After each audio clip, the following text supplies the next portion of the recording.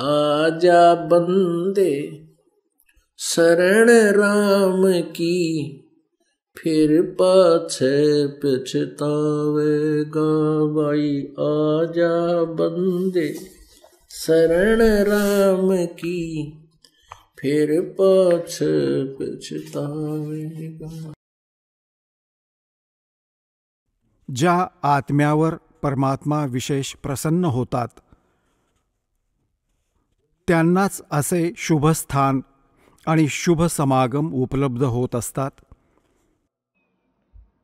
सकल पदार्थ हैं जग माही, और कर्महीन नर पावत नाही।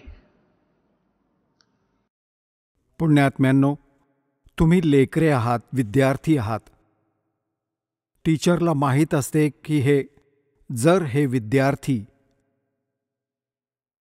चांगल्या प्रकारे शिक्षण घेऊन परीक्षेत सफल झाले, यांचे जीवन खूपच उज्ज्वल होईल, यांचे भविष्य, यांना चांगल्या नोकऱ्या मिळतील, खूप सुखी राहतील।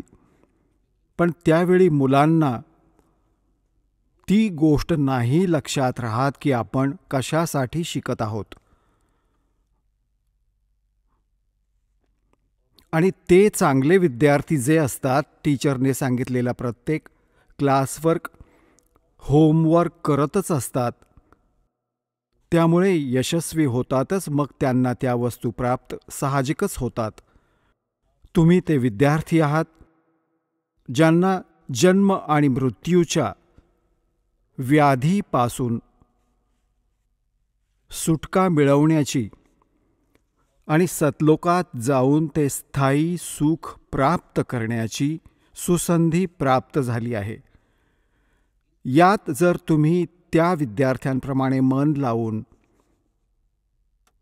या सर्व क्रिया करत संसार सोडून निघून गेलात, तर तुम्हाला ते स्थान प्राप्त होईल जे आजपर्यंत हजारो वर्षांपर्यंत ऋषी महर्षी प्रयत्न करून निष्फळ ठरले आहेत।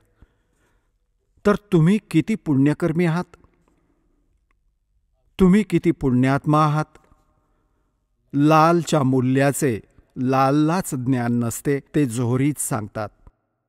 हा दास जोहरी आहे, तुम्ही त्या परमपित्याचे लाल आहात। तुम्हाला माहिती नाही, या दासाला माहिती आहे। तुमच्यासाठी ते परमात्मा किती भटकत आहेत। तुम्ही काळाची भांग प्यायलेली आहे। तुम्हाला केवळ इथली सांसारिक सुखे दिसून येतात। भविष्याचा तुम्हाला काहीच, तुमच्या भविष्यात पुढे नेक्स्ट जीवनात काय होईल याच्याशी तुम्ही अगदी अनभिज्ञ आहात। परमात्मा म्हणतात, गोता मारूं स्वर्ग में, जा बैठूं पाताल, और गरीब दास ढूंढता फिरूं अपने हीरे मोतीलाल। तुम्ही कुठून आला आहात हे ना तुमच्या आवाक्यातली गोष्ट आहे इथे येणे। केवळ परमात्माच तुम्हाला इथे आणतात। आधी तर तुमच्यापर्यंत संदेश पाठवला। असे अनमोल ज्ञान कोणत्याही माध्यमातून, एखाद्या भक्ताच्या माध्यमातून, एखाद्या पुस्तकाच्या माध्यमातून किंवा एखाद्या टीव्ही चॅनेलच्या माध्यमातून, आणि मग तुम्हाला प्रबळ प्रेरणा दिली या परमपित्याने, आणि मग तुमची व्यवस्था केली इथपर्यंत येण्याची। कोणी मध्य प्रदेशातून येत आहे, कोणी उत्तर प्रदेशातून येत आहेत, कोणी महाराष्ट्रातून, कोणी ओडिसातून। पुण्यात्म्यांनो, आज आपण एवढे आळशी झालो आहोत, आपण आपल्या शेजाऱ्यांच्या घरीही नाही जात। विचार करतो परत कधी भेटू मित्राला, आणि तुम्ही एवढ्या लांब इथे आलात। म्हणतात, करे करावे साईया मन में लहर उठा, दादू से डर जीव के वो आप बगल हो जाए। तर तुमच्यावर केवढी कृपा आहे, विचारही नाही करू शकत।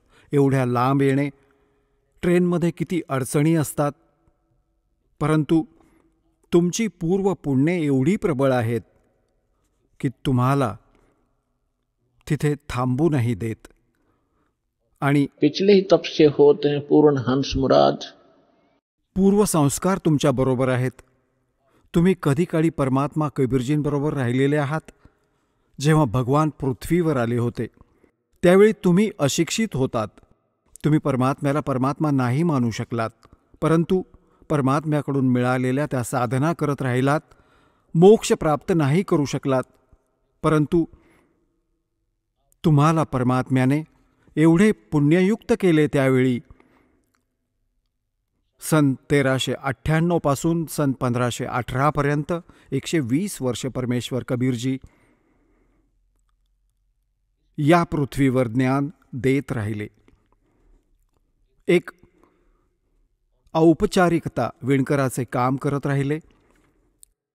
तिथे विणकराचे काम करत आहेत आणि हजारो ठिकाणी प्रकट होऊन आपल्या प्रिय आत्म्यांना हा सत संदेशही देत राहत होते।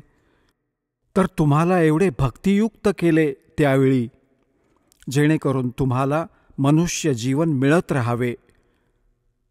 अन्य योनीतून अन्य प्राण्यांच्या जीवनापेक्षा मनुष्य शरीर खूपच श्रेष्ठ आहे, परंतु भक्ती ठीक न केल्याने एक दिवस यांचे पुण्य क्षीण होऊन मग हे पुन्हा 84 लाख योन्यांमध्ये निघून जातात।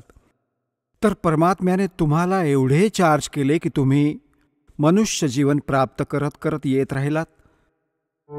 आपण ऐकत होता जगद्गुरु तत्वदर्शी संत रामपालजी महाराजांचे मंगल प्रवचन।